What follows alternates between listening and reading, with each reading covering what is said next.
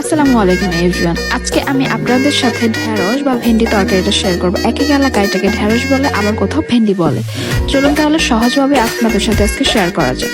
প্রথমে একটা প্যানে পোড়ার মতো তেল নিয়ে তেলটা গরম হয়ে আসলে এরপর যেখানে আমরা পেঁয়াজ আর কাঁচামরিচগুলোকে দিয়ে দিব।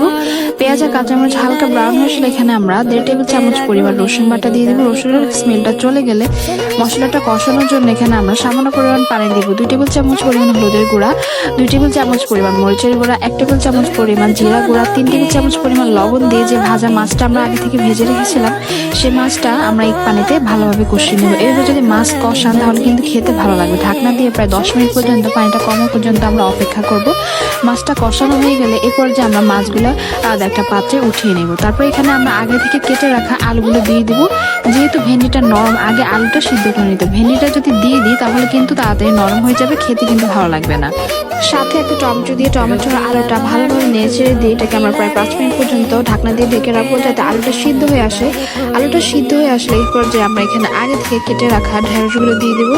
ঢেঁড়সগুলো দিয়ে ভালোভাবে নেড়ে দিব। আর আগে থেকে যে কষানোর পানিটা ছিল ওই পানিতে এটাকে আমরা ঢাকনা দিয়ে ঢেকে প্রায় 5 মিনিট পর্যন্ত রেখে দিব ঢেঁড়সটা একটু সিদ্ধ হওয়ার জন্য। ঢেঁড়সটা সিদ্ধ হয়ে আসলে এটাকে আমরা আবারও নেড়ে দেখবো যতক্ষণ না পর্যন্ত ঢেঁড়সটা সিদ্ধ হয় ঢাকনা দিয়ে ঢেকে রাখতে হবে। 10 মিনিট পর ঢাকনাটা তুলে দেখছিলাম যে ঢেঁড়সটা সিদ্ধ হয়েছে কিনা। ঢেঁড়সটা সিদ্ধ হয়ে গেলে এই পর্যায়ে এখানে আমরা কোনার মতো ঝোলটা অ্যাড করে দিব। এখানে আমরা সবটুকু পানি একসাথে দিয়ে দিব না। এখানে আমরা যেহেতু আগে থেকে মাছ ভেজে রেখেছিলাম সেই মাছগুলো আগে দিয়ে দিব। মানে কিছুটা পানি দেওয়ার পর আগে মাছগুলো দিয়ে দিব। মাছগুলো দিয়ে দেওয়া হলে তারপর এখানে আমরা আবারও সামান্য কিছু পানি দেব। ঝোলটা আপনারা আপনাদের মন মতো দিতে পারেন। ঢাকনা দিয়ে ঢেকে প্রায় 5 মিনিট পর্যন্ত অপেক্ষা করলে বলক চলে আসলে সামান্য ঝোল কমে আসলে রেডি আমাদের ঢেঁড়সের তরকারি। আমার আজকের রেসিপি যদি ভালো লাগে তাহলে অবশ্যই একটা লাইক, ফলো আর সাবস্ক্রাইব করতে ভুলবেন না। ধন্যবাদ সবাইকে।